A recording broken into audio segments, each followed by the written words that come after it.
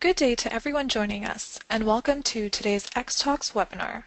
Today's talk is entitled Analysis of Immune Checkpoint Control Protein Co-expression in Breast and Ovarian Cancer using Novel Rabbit Monoclonal Antibodies and Multiplex IHC. My name is Vicky, and I will be your X-Talks host for today.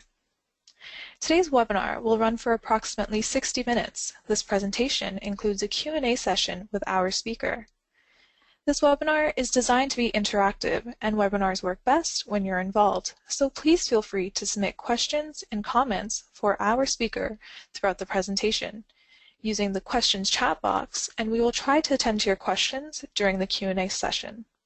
This chat box is located on the control panel on the right-hand side of your screen, and if you do require any assistance, please feel free to contact us at any time by sending a message using this chat panel. At this time, all participants are in a listen-only mode. Please note that this event will be recorded and made available for future download. At this point, I would like to thank Cell Signaling Technology, who helped develop the content for this presentation. Cell Signaling Technology is a private, family-owned company founded by scientists and dedicated to providing high-quality research tools to the biomedical research community. Their 400 employees operate worldwide from their headquarters in Danvers, Massachusetts, and their offices in the Netherlands, China, and Japan. Now I would like to introduce our speaker for today's event, Matthew R. Silver. Matthew leads the Translational Assays Group at Cell Signaling Technology, where he focuses on the development of both translational research reagents and multiplex assays.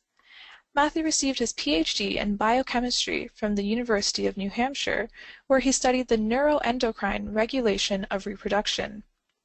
His subsequent postdoctoral studies were performed at Wyeth Research within the Department of Inflammation. And now, without further ado, I'd like to hand the mic over to Matt. You may begin when ready.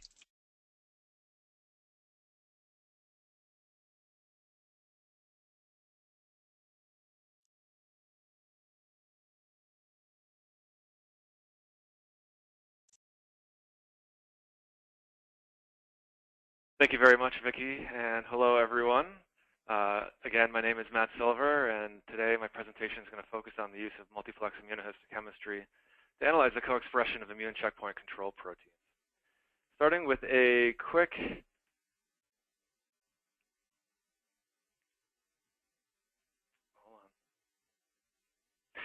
quick overview of my presentation, I'm going to begin with an overview of Multiplex IHC and how we're doing Multiplex IHC here at CST. I'm then going to give an update on our IHC antibodies that are relevant to immunotherapy. And then I'll finish with an example of panel development that we're working on here, again at CST. So starting with Multiplex IHC, I think the rationale for Multiplex IHC is fairly straightforward. It comes down to the fact that there are a lot of biomarkers and a limited amount of biopsy material. And so the benefits for multiplexing, I think, are pretty straightforward. It is very useful to acquire multiple pieces of information per section, looking at multiple targets per section or per cell. And this is particularly helpful when tissue samples are rare, which they typically are, or small, such as the case as a fine needle aspirin. I think it's important to keep in mind that tissue context is partially maintained. And while it's not as good as what you get with a tried and true chromogenic IHC stain, it's certainly a lot better than what you'll have in an assay, a multiplex assay such as next-gen sequencing or PCR. And so spatial context within the tissue microenvironment can be a really important component of the assay, and that really is an important feature to multiplexing. Of course, there's a number of challenges with multiplexing, including fluorochrome spectral overlap, which can limit the degree to which you can multiplex. Tissue autofluorescence can be a real challenge in terms of signal intensity. Of course, you need good antibodies that work in formalin-fixed, paraffin-embedded tissues, but moreover, in addition to just having good antibodies, you need to have a multiplexing detection system that enables you to work with these antibodies simultaneously. And then pathologist acceptance is going to become a challenge in the back end if this is going to progress outside of the research and translational research space. So despite these challenges, we're working on making multiplex IHC routine. And we feel that it comes down to the combination of the appropriate imaging platform, detection reagents, and best-in-class antibodies. And specifically, the way in which these different areas address challenges. The imaging platform that you use can help with fluorochrome spectral overlap and tissue autofluorescence. I think the best-in-class antibodies speak for itself. You need good antibodies that work in formalin-fixed paraffin-embedded tissues. And then the detection reagents help with your multiplexing with signal amplification. The solutions that we have been working with on the imaging side, we're working with multispectral imaging using the nuance camera from PerkinElmer, and this enables you to look at 6+ fluorochromes per assay. And it also helps eliminate tissue autofluorescence. And if you're working with fewer number of targets, fewer number of fluorochromes, any confocal microscope can be used if you're working in the 3-color space plus DAPI.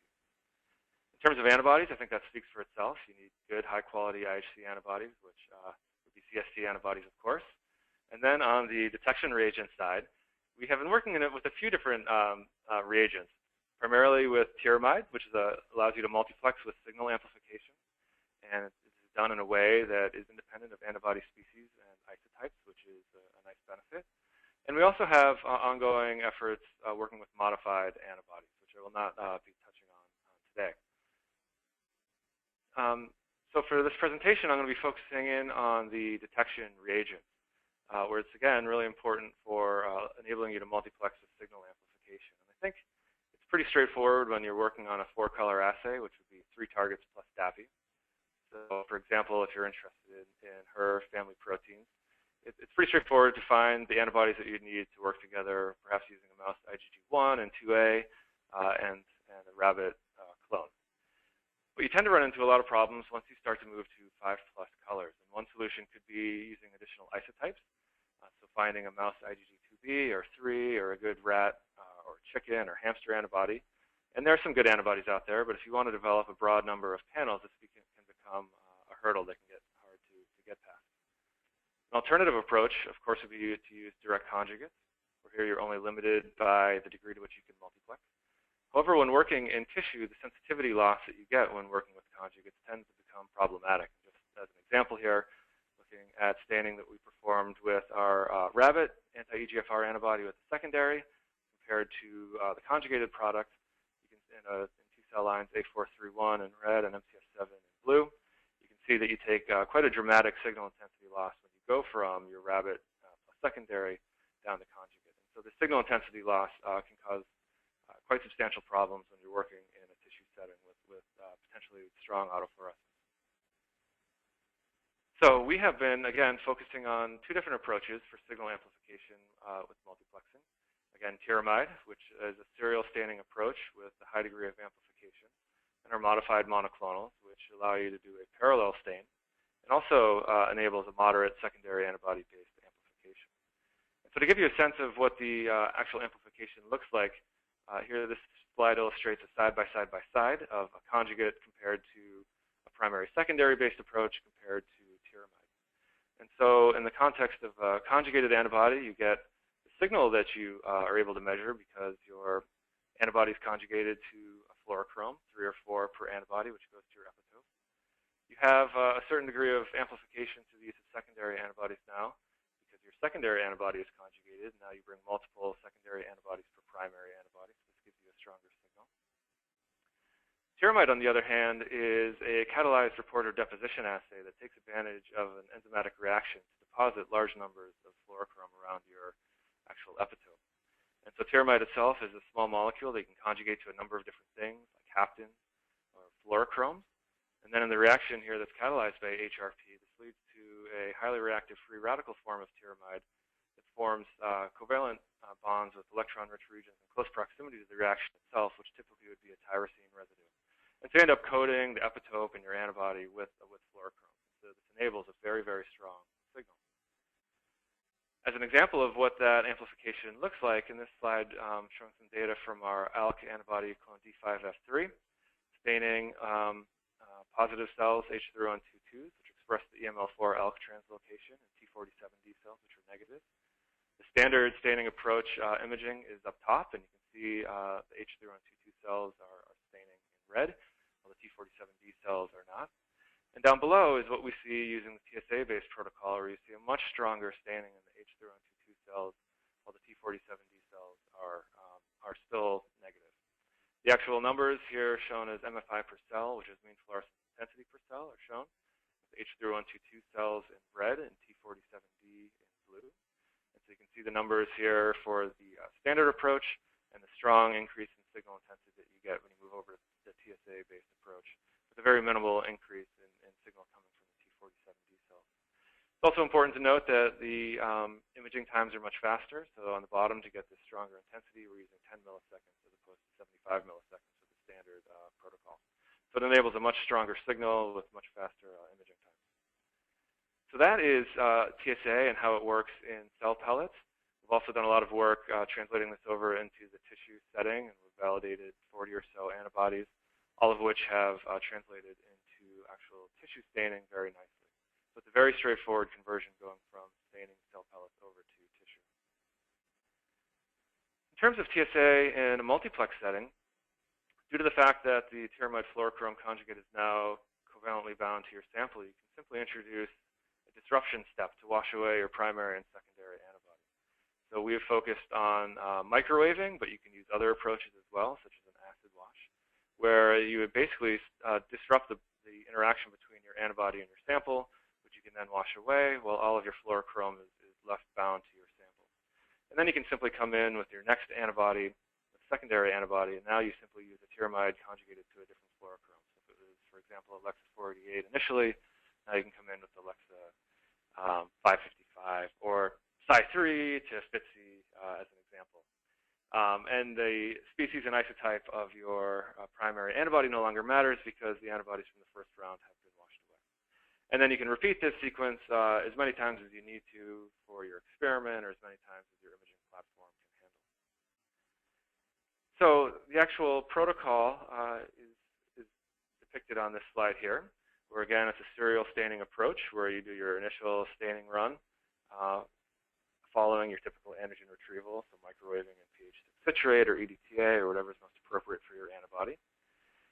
You go through your primary and secondary antibodies and your tyramide reaction before going into a subsequent microwaving step, and then you continue along the series, finally imaging at the very end of the experiment.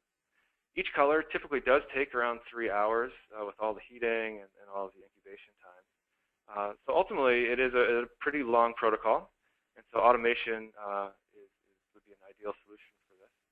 However, you can introduce an overnight break simply by incubating your slides in a blocking buffer overnight and then pick up the next day. When optimizing the transition from the chromogenic IHC to TSA, there are a number of important steps in terms of making that transition. One that I thought I'd highlight is looking at the position within the staining series. So as you can imagine, as you go through multiple rounds of microwaving, that can lead to some damage within the sample itself. And so it's really important to go through and make sure you have all of your antibodies in the right position. So another point is, while your fluorochrome is covalently bound to your sample, as you go through all the microwaving steps, you theoretically could chip some away each time. So on one hand, you might want to put your weaker antibodies or weaker stains later in the series to avoid signal loss. However, at the same time, you can ultimately get some epitope damage, which can counteract this. And so it's important to make sure that you test each antibody in each position to make sure you have it in the optimal slot. An example of epitope damage is shown here with some ROS1 staining in a 3-cell pellet mix, where you'd expect to see roughly a third of the cells staining positively. And what you get when you put a ROS in the first position, shown right here, where you can see several cells are staining as expected. However, with our ROS1 antibody in the fourth position, now we have this one lone cell here, which took a while to scan through and find. So in this particular case, knowing exactly where to put the ROS antibody is critical. And as a point, it's not always that you have signal loss. There's some antibodies that we've observed get stronger as you go through subsequent microwaving rounds. So you really need to do these experiments to figure out which antibody works best in which position. So with the imaging platforms and reagents in place, it's now time to start constructing panels. And so I think at this point, we're going to take a really quick break for a fast poll question that Vicki is going to set up. Perfect. Thanks for that, Matt. We did have a couple of concerns about your audio right now. It seems to be drifting in and out, so if you could just make sure that your voice is nice and loud, I'm sure the audience would appreciate that. So the poll question we do have for the audience right now is, are you currently performing multiplex IHC? And please select one of the following answers. So the answers we have here are yes, 3 colors plus nuclear counterstain, yes, 4 to 5 colors plus nuclear counterstain, yes, more than 5 colors plus nuclear counterstain, and no, planning to but haven't started, and the last answer would be no. So if the audience could please get their answers in right away, that would be greatly appreciated. I will be closing this poll shortly, and I will be closing the poll right about now and sharing the answers with the audience. So 27% of you voted yes, 3 colors plus nuclear counterstain. 9% of you voted 4 to 5 colors plus nuclear counterstain. 1% voted yes, more than 5 colors. And 41% of you, majority of you, voted no, planning to but haven't started yet. And 21% of you voted no, not at all. So now I will be hiding this poll question and giving control back to Matt here. Matt, you can take it away when you're ready. Okay, thank you. And hopefully this sounds better on the audio side. Yes, it sounds a lot better. Thank you. Okay, great. Okay, so in regard to panels, there's of course a number of different areas that would be of interest that you could focus in on, and we've been working on developing a large series of panels in areas such as immunotherapy, lung cancer around ALK, ROS, and MET, obvious candidates in breast cancer like ER, PR, and HER2. A lot of people are interested in her family members, et cetera. And so for today's presentation, I'm actually going to be focusing in on immunotherapy. And there's a lot of interesting areas you could look at around tumor infiltration, checkpoint co-expression, and cell characterization. And so for today, I'm going to be, again, focusing in on checkpoint controls. So just really briefly, in way of a quick introduction, of course, the concept here is focused on empowering your immune system to fight cancer. And this, of course, is a very hot field, and it's really exploding with the success of CTLA-4 and recently PD-1 in the clinic. Leading up to these successes, for a long time, the field has been struggling with the questions of why doesn't your immune system take care of the problems of the tumor itself? And obviously, part of the issue is that tumor is self-derived. However, there are a lot of changes as tumors evolve, which leads to a number of neoantigens that the immune system should be able to home in on. In the end, it comes down to the concept of immunoediting, which consists of 3 phases: so elimination, equilibrium, and escape. And so in the beginning, the immune system can challenge the tumor in order to eradicate it. However, when this isn't perfectly successful, the tumor and the immune system find themselves in a balance, which is the equilibrium phase, where the tumor is under constant pressure from the immune system, which drives selection of immune-resistant clones, which in time take over. And this leads to the escape phase, where tumors can propagate even in the context of an intact immune system. So the hunt had been on to figure out ways to assist the immune system, and to make a long story short, and the field is really quickly focused in on the manipulation of immune checkpoint control proteins, amongst other approaches like vaccination and T-cell engineering. And so typically immune checkpoints help maintain self-tolerance and protect tissues during an immune response. But it's the dysregulation of the checkpoint proteins in tumors that can lead to immune resistance. And so there are a number of different checkpoints, many of which are highlighted on this slide. And this is a figure from Drew Pardall's review from a couple of years ago, where we have a T-cell on the bottom, and an antigen-presenting cell is depicted up top. And here, right in the middle, we have the TCR, which will activate the T-cell in the context of a co-stimulatory signal from CD28. And everything else in this slide functions to fine-tune this response. So everything else in this slide is an immune checkpoint control protein, and all of these targets are potential therapeutic targets of interest. And so we have, despite the fact that these targets have been around for a very long time, we've noticed a gap in the field, which is to say that there's a lack of high-quality, commercially available IHC antibodies for these cancer immunotherapy targets. And so we had developed the objective to generate a comprehensive pipeline of antibodies, rabbit monoclonal antibodies that are IHC-driven projects with a strong focus on collaboration. And so as we were going through all of these targets, we decided to initially prioritize PD-L1, as it was a very hot target, and still is, where IHC is the primary development objective, looking at human reactivity. And so while this presentation doesn't focus on antibody validation, I did want to make a couple of quick comments about the general ways in which we're validating antibodies, which is that we rely on Western blot screening to find positive and negative lysates before moving into IHC testing, where we start with cell pellets, also to find positive and negative cell pellets, before taking a step into actual tissue testing. So in the case of PD-L1, we started with a lot of Western blot work looking at Carpus 299 cells and SUPM2, which express PD-L1, as well as PC3 cells.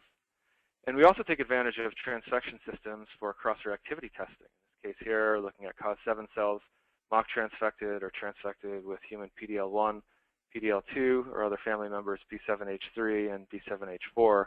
And then a Western is run using our PD-L1 clone E1L3N, along with actin and MICTAG. You can see that our clone binds PD-L1 very nicely, but has no interaction with related family members to show that it's specifically binding PD-L1.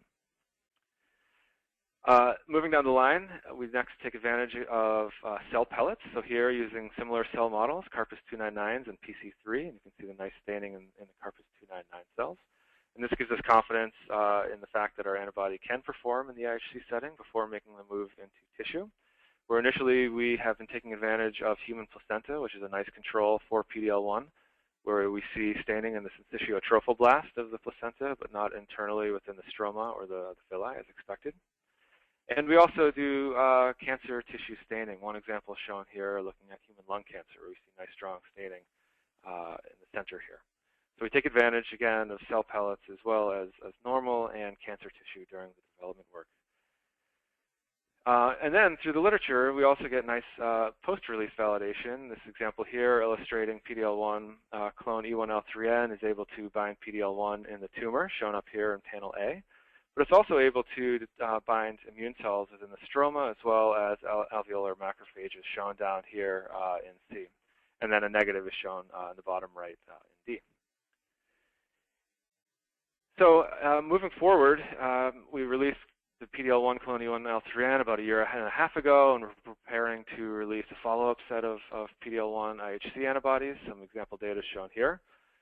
We have a rabbit monoclonal E1J2J that binds PD-L1 in the extracellular domain, and we're gearing up to release a mouse anti-human PD-L1 antibody that binds PD-L1 in the intracellular domain.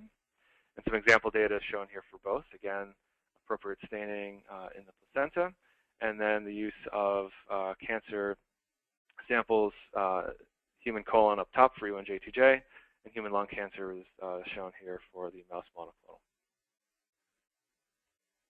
And to round out this family, we're also preparing to release a mouse monoclonal for PD-1, clone EH33, as well as a rabbit monoclonal that we've developed for PD-L2, which is clone D7U8C, and we'll be making these commercially available later this month. And then finally, to round out the portfolio for now, we've recently released our clones to B7H3 and B7H4, and very recently released our VISTA antibody, clone D1L2J. We're gearing up to release an IDO IHC antibody as well as TIM3, and we have also released a CD40 ligand. So with all these antibodies in our hands at this point, it creates an opportunity, of course, to start putting them together into multiplex panels. And so in addition to making these available, we've also started working on protocol development for a multiplex setting. And so I'm going to show an example looking at immune checkpoint control co-expression. Here, focusing on PD-L1, B7H4, and VISTA, so 3 immune checkpoint control proteins, along with CD8, which is a marker of effector T cells, and keratin, which is a tumor marker. So the antibodies that we're using are our clones PD-L1, E1L3N, B7H4 clone D1M8I, our VISTA clone D1L2J. For CD8, we're using clone C8/144B, which is a mouse monoclonal, and then also pan-keratin, which is a mouse monoclonal as well. And again, using the tyramide-based approach, the species and isotype of all these antibodies no longer matters due to the microarraying steps. So from here, I'm going to show some optimization of how we put these panels together. And then I will show some example data from when we've screened a small cohort of breast and ovarian cancer patient samples. So the actual workflow in developing these panels is depicted on the top, where it all begins with IHC antibody development. From there, we retitrate antibodies using the tyramide detection system before moving into order optimization experiments.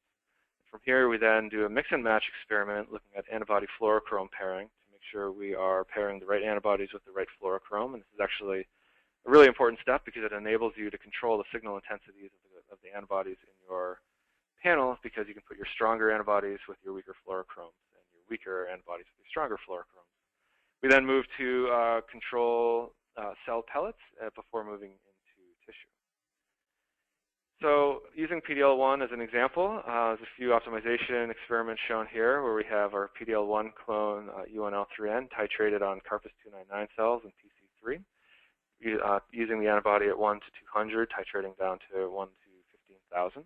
And we were using this antibody for these experiments here at 1 to 1,400, which gave us an optimal balance of signal to noise.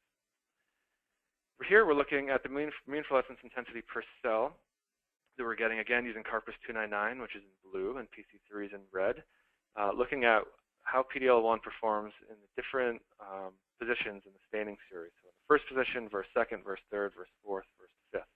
And you can see in the case of PD-L1, we actually have an increasing signal intensity as we go deeper into the staining series. And the green line here simply denotes the signal to noise for each step. And then finally, coming to the fluorochrome comparison, here we have PD-L1 in the context of Alexa 350, FITC, Alexa 594, Psi3, and Psi5. And you can see there's quite a dramatic impact in terms of signal intensity depending on which fluorochrome you're using for each antibody. So clearly, you get the strongest signal with Psi3 for PD-L1 and the weakest signal with Alexa 350. And so with this in mind, we ultimately created a balanced panel with VISTA in the first channel with Psi3, which I'll be showing as the color yellow. In the second position, we have CD8, which is in Psi5, and I'll be showing that as red. The third antibody in the series is B7H4 and Alexa Fluor 594, which will be shown in magenta. Then we'll be going to PD-L1, which is in the fourth position with FITC, and the color will be green. And then rounding out, we have keratin in the fifth channel with Alexa 350, which will be shown in cyan. So with this panel in place, we now jumped over to human tonsil, which is a nice control tissue for many of these markers. And so here we can see keratin in cyan, well, scattered cell for VISTA, and PD-L1 scattered in green. And so when we felt comfortable with how this panel was performing in cell pellets, which I didn't show, and control tissues, like the tonsil that's shown here, we then took this to screening a set of breast cancer and ovarian cancer samples that we have. So there's 12 breast cancer samples and 22 ovarian cancer samples. So in the next few slides, I'm just going to show a few example images that we've generated, starting with breast cancer. So here we're looking again at PD-L1 in green. VISTA is in sporadic cells, staining in yellow. B7H4 is in magenta, which you can see is overlapping with cytokeratin, which is shown here in cyan. And then again, DAPI is the nuclear stain that we're using to denote the nucleus of all the cells. And so here in this first image, we can see an interesting observation where B7H4 is co-expressed with cytokeratin, which is a completely distinct population of cells compared to PD-L1 in green, which is in the cytokeratin negative cells. And then VISTA is in a completely distinct cell population, despite the fact that some of the cells are mixed in here with the PD-L1 positive cells. As a note, these are all individual images that come out of the multispectral imaging experiment. So when you go through the experiment, you ultimately end up with a series of grayscale images and that we're ultimately pseudo-coloring. So here we have DAPI. This is what PD-L1 looks like on its own, B7H4, keratin, VISTA, and CD8. Ultimately, we're stitching these things together to come up with one final multiplex image. Here's another example of a breast cancer section. This particular case was negative for PD-L1. So here again, we can see B7H4 co-expressed with cytokeratin. There's a number of VISTA positive cells, but there are no PD-L1 positive cells in this particular case.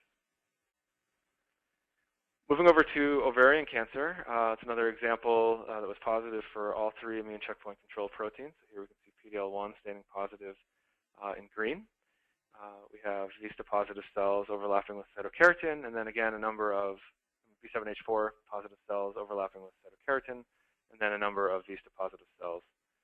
And then finally, this last example of an ovarian cancer section, again, this particular case is positive for B7H4 and VISTA, but negative for PD-L1. And we see a very similar expression pattern between the different markers, where again, we're observing B7H4 is co-expressed in cytokeratin-positive cells, while VISTA is not. So a very brief staining summary is shown here for breast cancer with each different block that we stained and the tissue type, and then which was positive for VISTA, which was all of them, and B7H4 and PD-L1. Similar layout here for ovarian cancer. The super summary is shown here, where 33% of the PD-L1 breast cancer cases were positive for PD-L1, 58% were positive for B7H4, and all cases had VISTA-positive cells detected. And importantly, 75% of the cases had at least 2 checkpoint control proteins expressed, which is an important piece of information. On the side of ovarian, 36% of the cases were PD-L1 positive, while half were positive for B7H4, and all but 1 were positive for VISTA. And in this particular case, 55% of the cases expressed at least 2 immune checkpoint control proteins. So as you can imagine, it would be important to understand which immune checkpoint control proteins are expressed in these different cases, which could help guide therapy decisions moving forward, as a lot of these immune checkpoint control proteins have somewhat redundant functions. So in way of a summary to this whole thing, this presentation, we have set up a multiplex IHC panel to detect PD-L1, B7H4, and VISTA, along with CD8 and cytokeratin.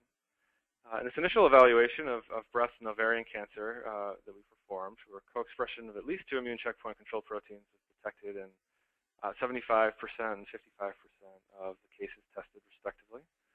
PD-L1 and VISTA expression was observed in independent cell populations, while B7H4 is co-expressed with cytokeratin.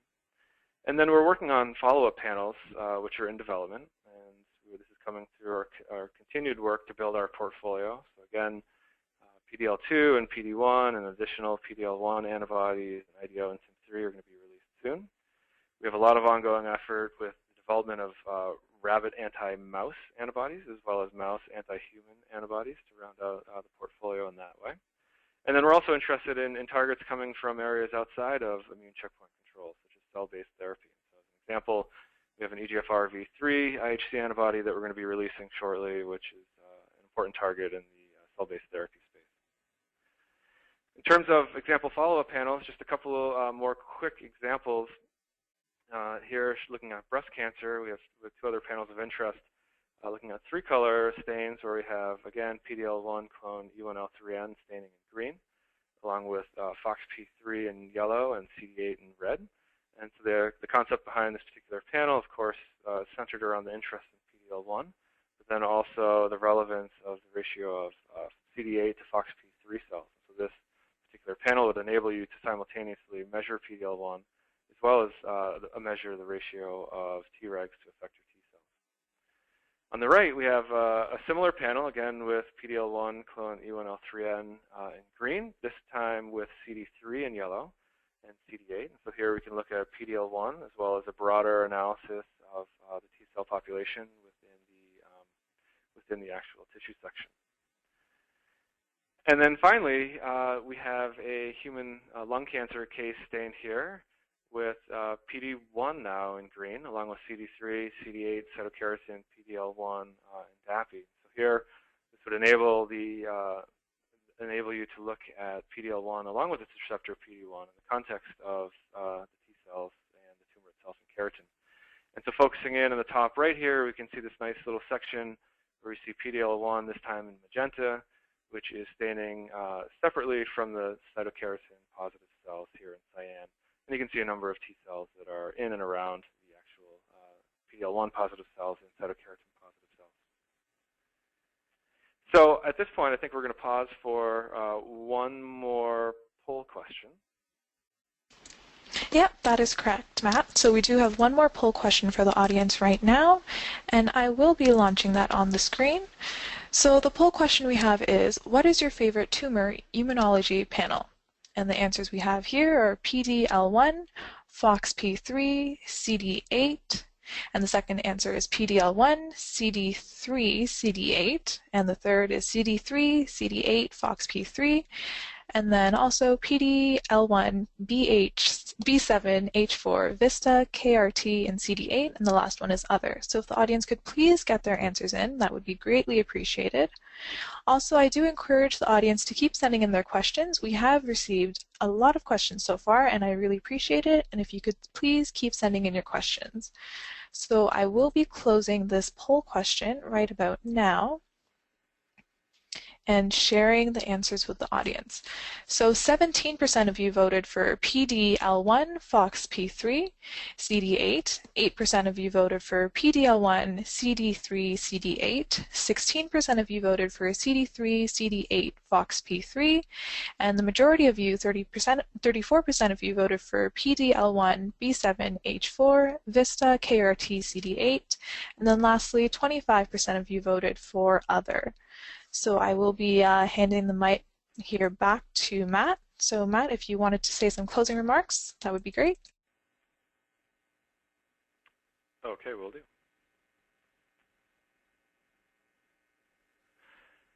Okay, so with that, I just wanted to thank everyone for logging in today and for your time and listening, and I would be very happy to answer any questions that you have. And if you'd like to follow up after the fact, my contact information is shown on the screen here. So with that, I would be happy to answer any questions. Perfect. So we'll kick off the question and answer portion in just a moment. So I do implore the audience to keep sending in their questions. So the first question we have here for you today, Matt, is when are the new IHC validated antibodies against PD1, PDL2, and others expected to come out?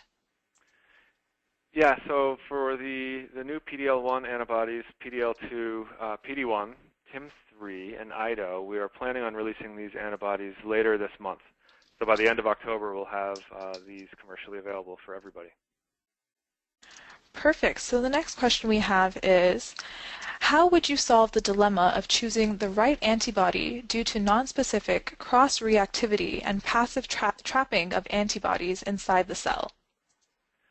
Well, I think the way to choose the right antibody for this approach is through chromogenic IHC validation. So when we're thinking about which antibody you'd want to use for multiplex IHC, having the best possible IHC-validated antibody is the way to go. From all the antibodies that we've tested, essentially all of them that are IHC validated have translated well to the multiplex IHC setting. Perfect. Thank you for that answer. So the next question we have for you is, do we need MWT after stain 4? Do you need a microwave treatment after the 4th stain? If you're going to do a 5th stain, then the answer is yes.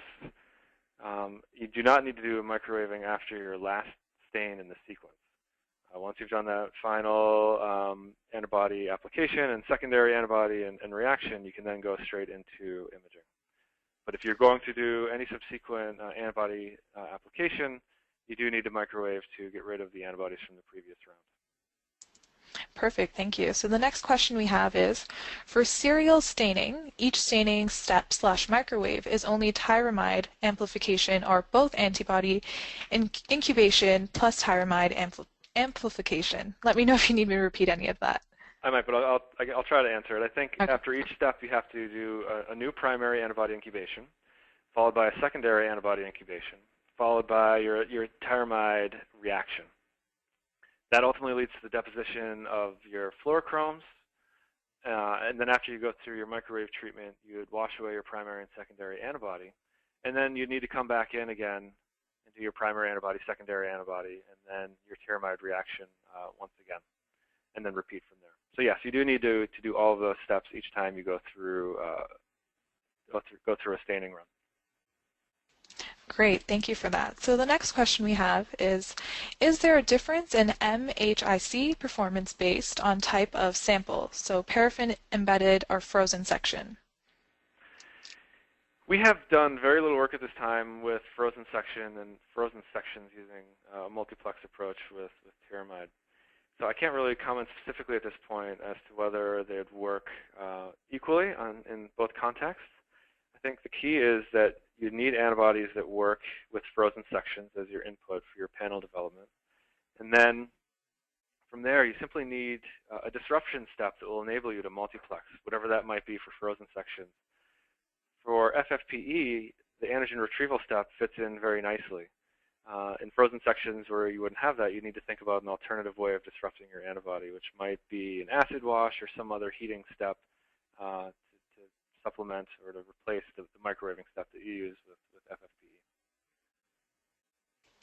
Perfect. Thank you for that answer, Matt. So the next question we have is, how would you use Multiplex IHC for intracellular antigens? Yeah, so this approach would work perfectly fine for intracellular antigens. So in all the images that I showed today, we had cytokeratin, which is a cytoplasmic protein. When you do your actual sectioning for IHC, you're exposing, of course, the membrane, but as you slice through, you're exposing the cytoplasm as well. And so the localization of the actual protein within the cell should not matter. It's not like you're doing flow, for example, where you need to permeabilize cells to enable staining of intracellular proteins. In the FFPE space where you've done sectioning, you have access to all of these proteins. And we haven't noticed any issues with cytoplasmic or nuclear proteins not working as well as membrane proteins. Everything is accessible and seems to work just fine. Perfect. All right, so we'll move on to the next question here. So the next question is, for PDL1, which fluorophore did you use in the antibody titration phase? Yeah, so in the antibody titration phase, we focused in on a few different antibodies for PDL1. And so that's a good question. You just essentially need to make a choice about which fluorochrome you're going to use for a lot of these steps initially. We had, at one point, used Alexa 488 for some of the titration work, and then we also switched over to FITSI for the titration work.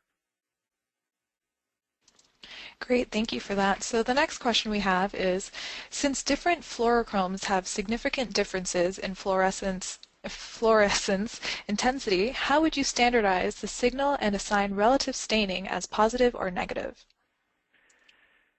Right, so that gets a bit complicated, making the call on which signal is positive and negative. I think if the first part of the question is, how do you balance out the signals, we simply balance out the signals through some of the experiments that I had shown around testing all of the antibodies with different fluorochromes and coming up with a panel that's as balanced as possible. It's not always possible to have every signal perfectly balanced, but you want to get it as close as possible. And the reason for that is you want to avoid overlap.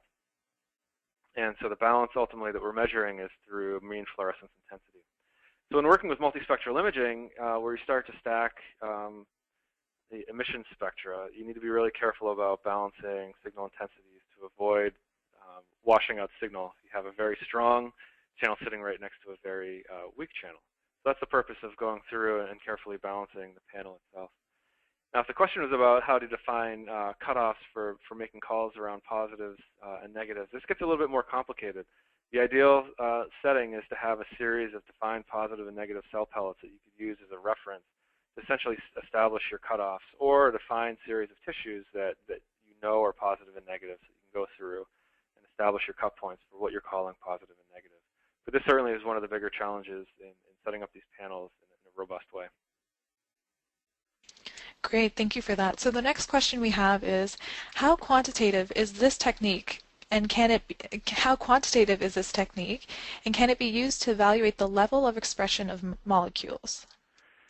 Yeah, this technique is not particularly quantitative due to the fact that you're using an enzymatic reaction for the detection. That pretty much wipes out your ability to accurately quantitate signal. However, you can do some relative measurements, and you can use standards to get an approximation of what signal intensities would be. So we've done some work, for example, with HER2 as a model where there are defined negatives 1+, 2+, 3+ cell pellets, and you can see a nice linear curve basically when you're looking at these different cell pellets. And then you can go back and look at tissue samples and align that with your standards that you've used. So you can get to some measurements that way, but Multiplex IHC with TSA is strictly not a quantitative assay. Great, thank you so much for that answer, Matt. So the next question we have is, how long is a typical 5-color mIHC from start to finish? Yeah, it typically takes about 2 days, and so when we run these manually, often the first day you do three colors, and then an overnight, and then the second day you'd wrap it up. And so it's definitely a rather long procedure, which is why I was mentioning in the presentation that an automated solution to this would very much be desirable due to the fact that the protocol is so long. And the protocol is long, again, because you have to go through and do your primary incubation, secondary incubation, termite reaction, and then when you go through your microwaving steps, you then ultimately need to let everything cool back down. So it ultimately takes around 3 hours per color. Thank you so much for the answer. So the next question we have is, what fluorescent dyes will work best for colocalization? Yeah, well, I think the key for colocalization is that you have a broad gap in your spectra. So we've done the most work looking at this with Alexa dyes like Alexa 488 and 647, where they're completely distinct, and you don't have to worry all that much about spectral overlap. And that's actually a good question and an important point to make around setting up these panels, because that's definitely a consideration that you want to include in your decision about how to set up the panel.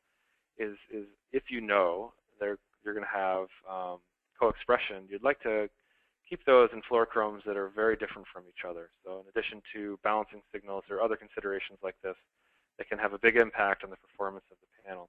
So if you know you have 2 cytoplasmic proteins that are going to be expressed in the same cells, you want to make sure that the fluorochromes used for those are very distinct. Great, so we'll move on to the next question here. So the question is, how do you determine the threshold for positive versus negative in multiplex IHC, and are you using cell pellets as a positive or negative reference? Yeah, this is similar to a question that was recently asked. Determining positive and negative is a bit of a complicated component.